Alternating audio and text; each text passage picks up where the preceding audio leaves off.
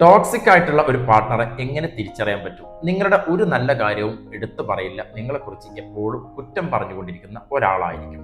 മറ്റുള്ളവരുടെ മുന്നിൽ എപ്പോഴും വില കുറച്ച് താഴ്ത്തി കെട്ടി കളിയാക്കി സംസാരിച്ചുകൊണ്ടിരിക്കും. ഏതെങ്കിലും ചെറിയൊരു കാര്യം ഉണ്ടായാൽ സ്വന്തം വീട്ടുകാരെ കുറ്റം പറയും. വീട്ടുകാരെ എപ്പോഴും കുറ്റം പറയുന്ന ഒരു പ്രവണത ഉണ്ടാകും. ഈ ഒരു ബന്ധം നിലനിൽക്കാൻ വേണ്ടിയിട്ട് നിങ്ങൾ ഒരാൾ മാത്രമായിരിക്കും എഫേർട്ട് എടുത്തുകൊണ്ടിരിക്കുക. അപ്പുറത്തുള്ള ഒരാൾ ഒരു തരത്തിലും എഫേർട്ട് എടുക്കില്ല. അവർക്ക് ഈ ബന്ധം ആവശ്യമില്ലാത്ത തരത്തിൽ വേണമെങ്കിൽ മുന്നോട്ട് പോയിക്കോ എന്നൊരു ടോണിലായിരിക്കും ഇവരുടെ സംസാരവും ബിഹേവിയറും ഒക്കെ ഉണ്ടാകുക. നിങ്ങൾക്ക് സന്തോഷങ്ങൾ തരുന്ന കൊച്ചു കൊച്ചു കാര്യങ്ങൾ ഉണ്ടാകും. അതൊക്കെ പതിയെ പതിയെ കട്ട് ചെയ്ത് നിങ്ങൾക്ക് സന്തോഷം തരുന്ന ആളുകളെയും നിങ്ങളിൽ നിന്ന് പതിയെ പതിയെ കട്ട് ചെയ്ത് ഇവരിലേക്ക് മാത്രം ഒതുക്കുന്ന ഒരു പ്രവണത ഉണ്ടാകും. അവിടെ പറയും പൊസസീവ്നെസ്സിനാണ്, സ്നേഹം കൂടുതലാണ് എന്നൊക്കെ പറയും. എന്നിട്ട് ഇവരിലൂടെ മാത്രം നിങ്ങൾ സന്തോഷിക്കാൻ പാടുള്ളൂ എന്നൊരു നിയമാവലിയും ഉണ്ടാക്കും.